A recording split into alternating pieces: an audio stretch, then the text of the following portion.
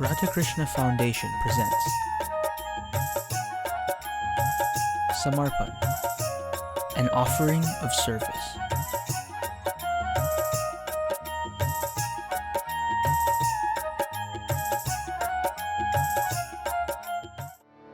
वृंदावन बिहारी लाल की जय। गुरुर्ब्रह्मा गुरुर्विष्णु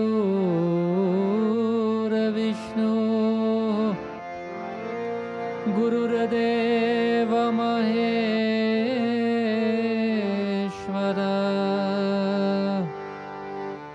गुरुर्साक्षात् परं ब्रह्मा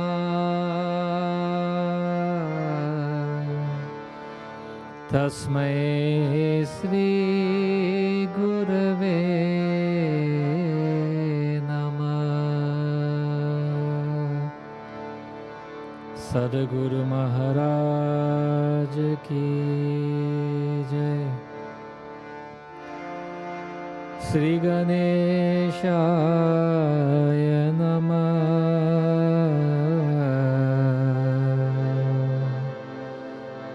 श्री सरस्वतये नमः।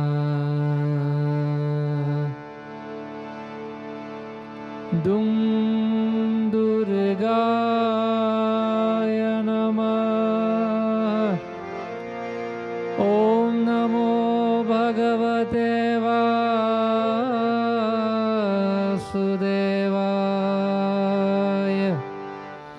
ॐ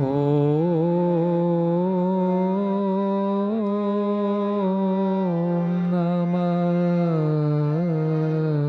शिवाय। नमामीश्वरं सच्चिदानन्दरूपं लसत्कुण्डलं गोकुले विराजमानं। नमामीश्वरं सच्चिदानन्दरूपं लसत्कुण्डलं गोकुले विराजमानं। यशोदाभियोलुखले धावमानं परामृष्टमत्यन्ततो दूतगोप्या। ॐ नमो भगवते वासुदेवाय। ॐ नमो भगवते वासुदेवाय। ॐ नमो भगवते वासुदेवाय।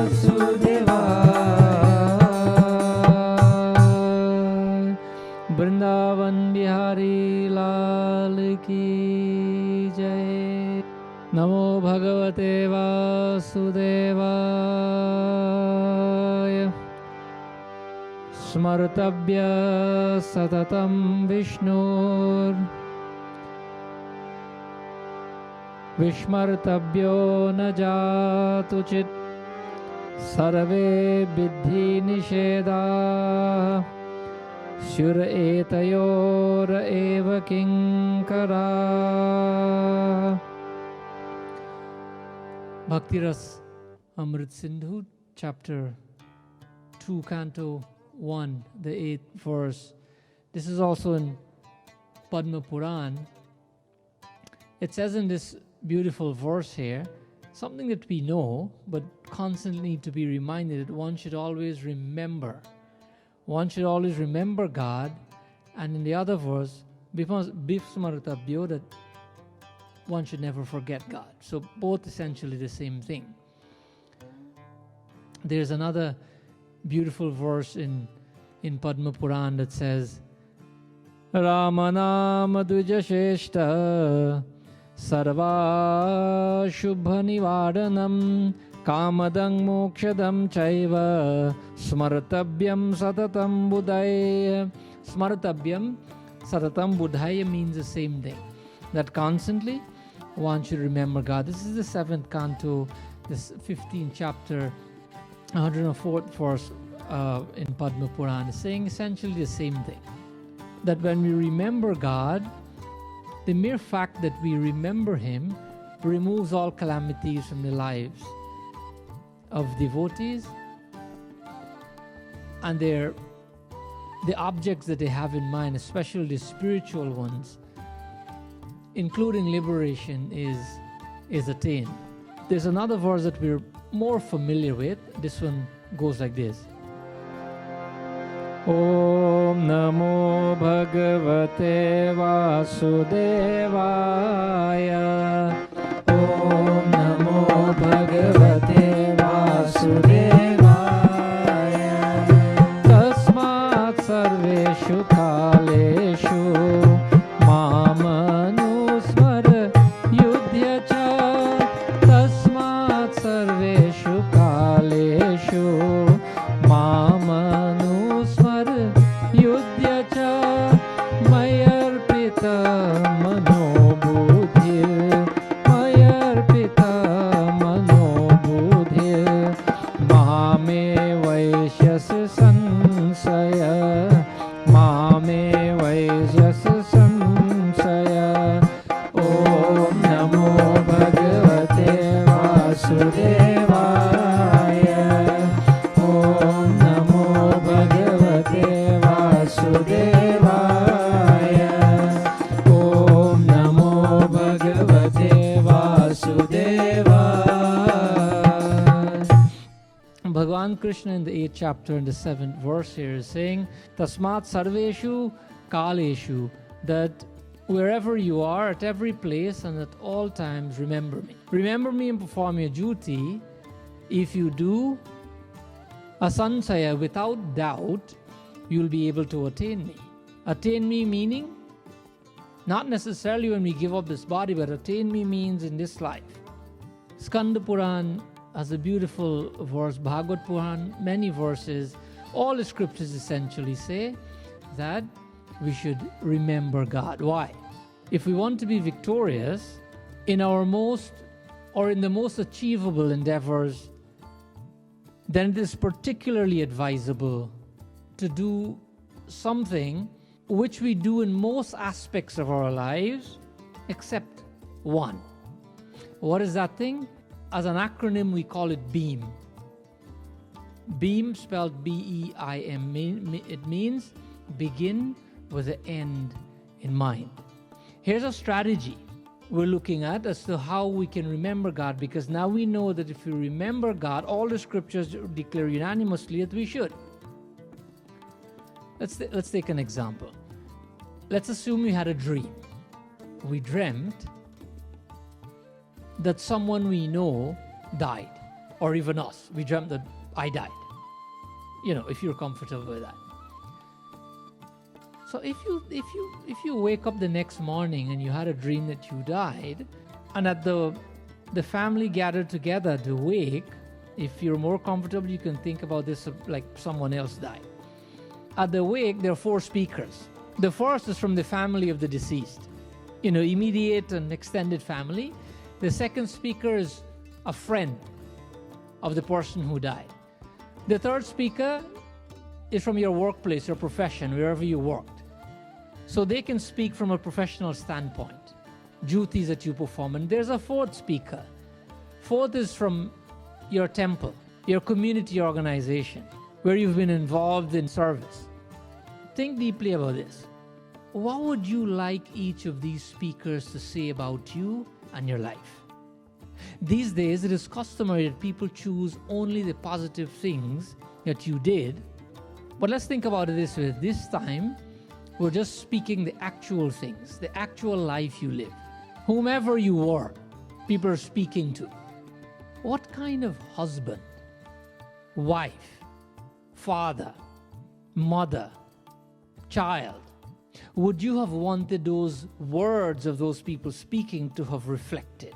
What kind of work associate would you have wanted to have sounded like? What kind of community member you wanted to be? What character would you like them to have seen in you? What contributions, what achievements would you want them to remember about you? What difference would you like to have made in their lives, these people that are speaking? This is an example of BEIM. This is an example of begin with the end in mind. Why? Because here, now when we think of ourselves like that, we are touching on some of the most fundamental, some of the deepest value systems that we would have wanted to implement or implemented in our lives. Only when you look at it from that standpoint, you realize that I should have done these things. And to do so, we would have to establish contact with an inner guidance system, where the heart is trying to now harmonize with the head or the intellect. And not only harmonize, but stay there, cling on to their life regarding those values throughout our entire lifespan. So, to begin with the end in mind means to start with a clear understanding of your destination. This is how we get through with things successfully. It means to know where you're going so that you better understand where you are now. And so that the steps you take would always be in the right direction. If you don't know where you are now, you can't take the right steps in the right direction. It is with this, or this will be extremely difficult, if not impossible, without the continuous guidance of begin with the end in mind. As soon as you lose track of that, you lose track of what you're focusing right now. By extension, life. Because it's incredibly easy to get caught up in an activity trap and the busyness of life. So many people, most of us do. One such attraction will be to work harder and harder, climbing the ladder of success. We focus on that, only to discover when you're almost at the top of the ladder. Meaning, when you're almost at the sunset of your lives, you realize that the ladder is leaning up against the wrong wall. What do you do then? You're almost to the top. You're the sunset of your life. We uncovered, unfortunately, that we were very busy without being effective. So we have to focus on being effective and not necessarily busy. You can be busy and effective, but we have to have our priorities in order. Effective first. If the ladder is not leaning against the right wall, every step we take gets us to the wrong place faster. So when you begin with the end in mind, you gain a different perspective. You figure out the right wall from the outset. You're ensuring that the ladder is leaned up against the right wall. Another example of begin with the end in mind is based on the principle that all things are created twice. There's a mental or a first creation, and then there's a physical or a second creation to all things. Think about it. What does that mean? Let's take the construction of a house, for example. Remember, all things are created twice. And this applies to us and what we do every day, but let's use a few examples. If you're building a house, you try to get a very clear sense of what kind of house you want. So you create all the details before you even put shovel in the ground to excavate, to do the foundation. So if you want a family-centered home, you plan where to put the family room. You plan where the sliding doors should be, where the patio should be, where the children are playing outside, so that you can get a visual from where you're sitting in the family room from the inside. You work your ideas. You work with your mind until you get a clear image as to what you want to build. Then you go to the architect and you create a blueprint. You develop what is called construction plans. All of this, however, is done before the earth is touched. If we don't follow this proven path as to how everybody else was successful in building a house exactly how they imagined it in the beginning, then the second creation or the physical creation, you'll have to make all kinds of very expensive changes that may double the cost of the home and waste you a lot of time. This happens. There's at least one Monday that I know right now where the current administration is incurring tens of thousands of dollars, unnecessary expenses, to change the layout of the building because it wasn't well thought out from the beginning. Being more interested in racing to the finish line, not realizing that we're in the wrong lane. So in these situations, it's always advisable to use the carpenter's rule. What is the carpenter's rule? We all know this, right? Measure twice, cut once. If we don't do that, inevitably, we're going to end up in trouble. So we have to make sure that a blueprint, which is the first creation, is really what you want.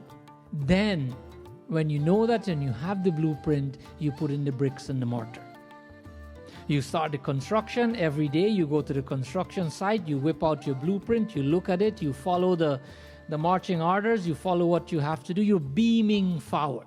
You're imagining the conclusion of this house, or at least the end of the day, what you want to accomplish. And by doing that and following the orders, having the end in mind, you will follow the plan.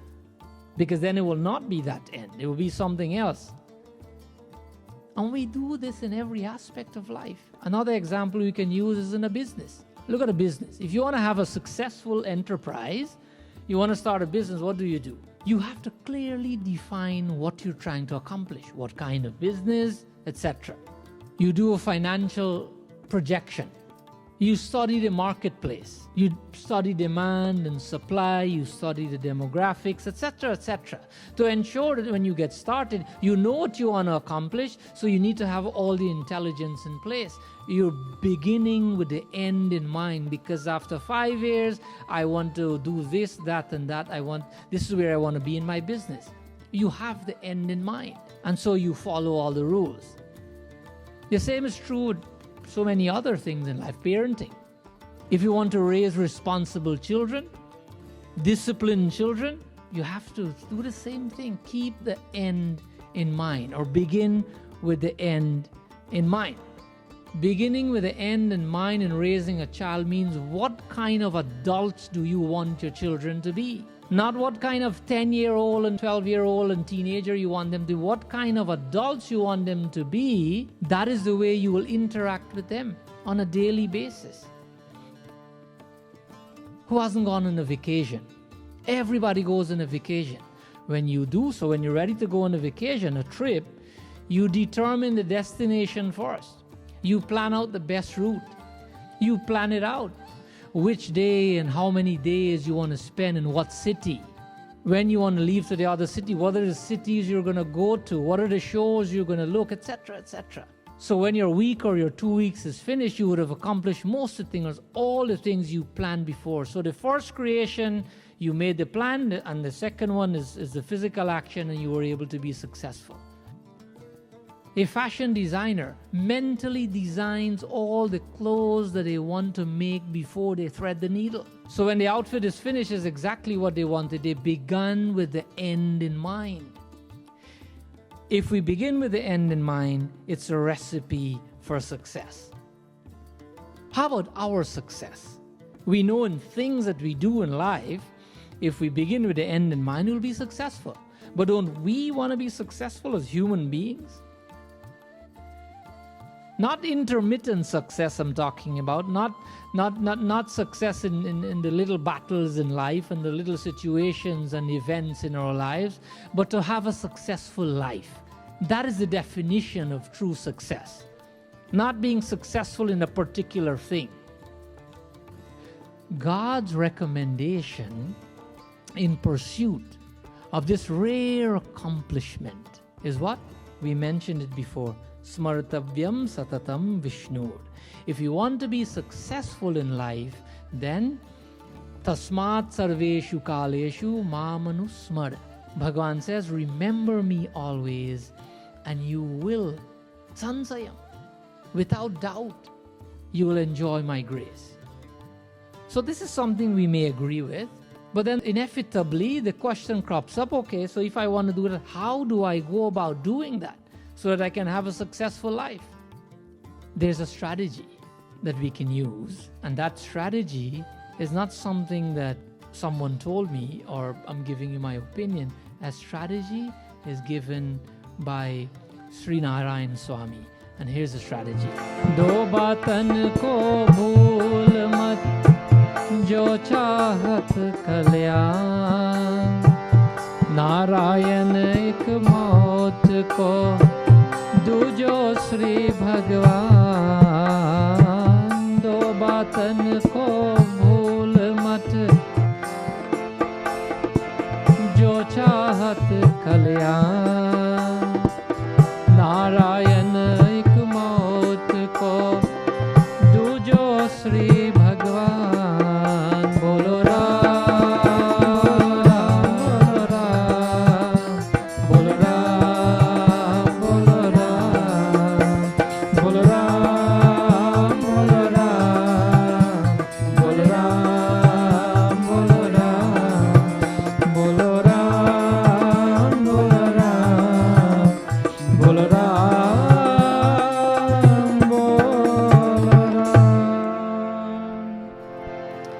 Do batan ko bhool mat, jo chahat kalyan.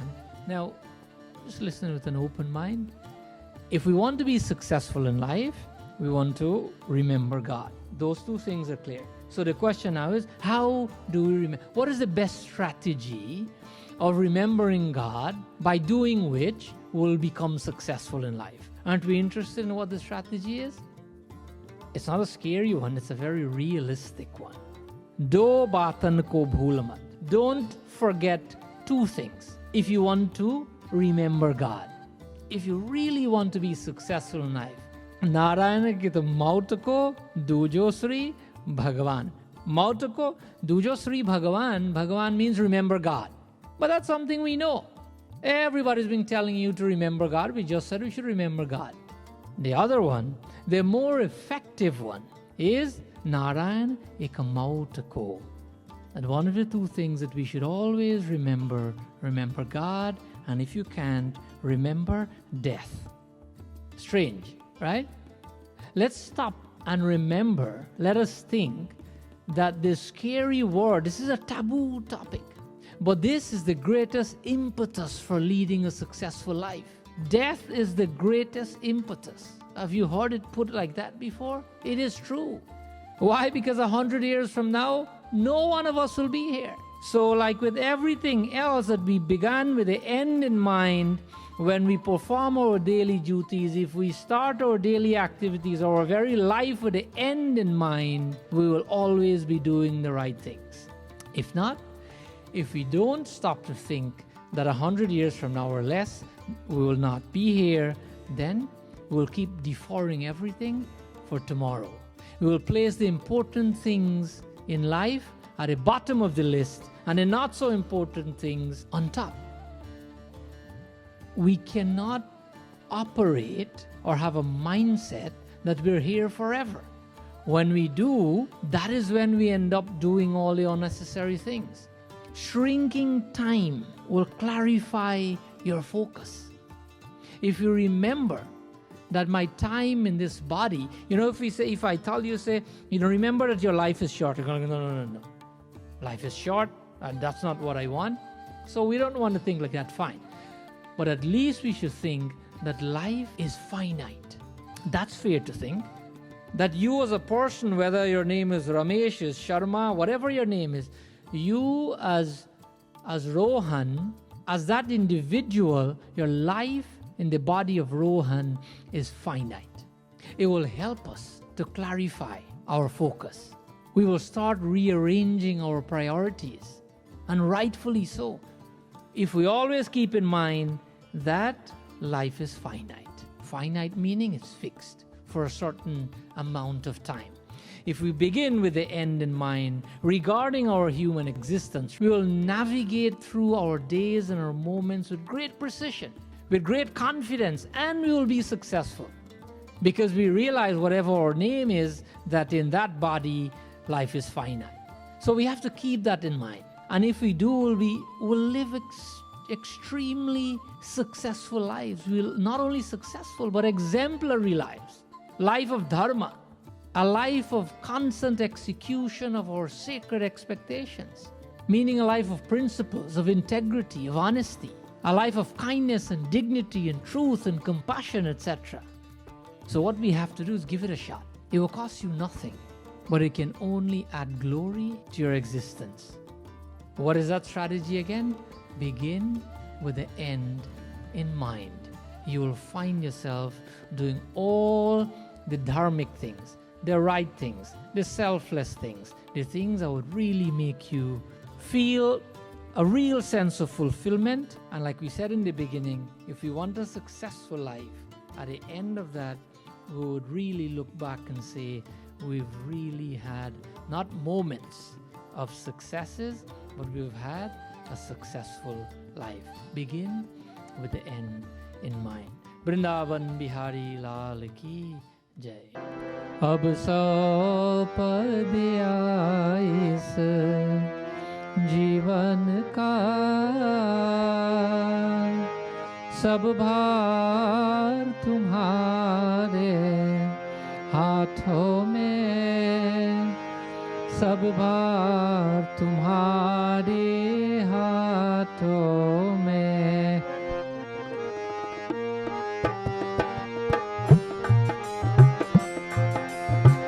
Our life, give it in the hands of Bhagavan.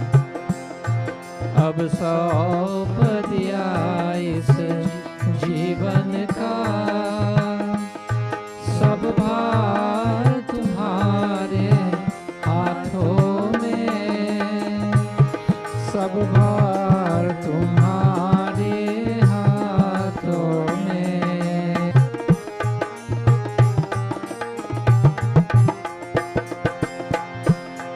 मुझ में तुझ में है भेद यही, मुझ में तुझ में है भेद यही. मैं नर हूँ तो नारायण है, मैं हूँ संसार के हाथों में, संसार तुम्हारे हाथों में, संसार तुम्हारे हाथों में. अब सौंप दिया इस जीवन का,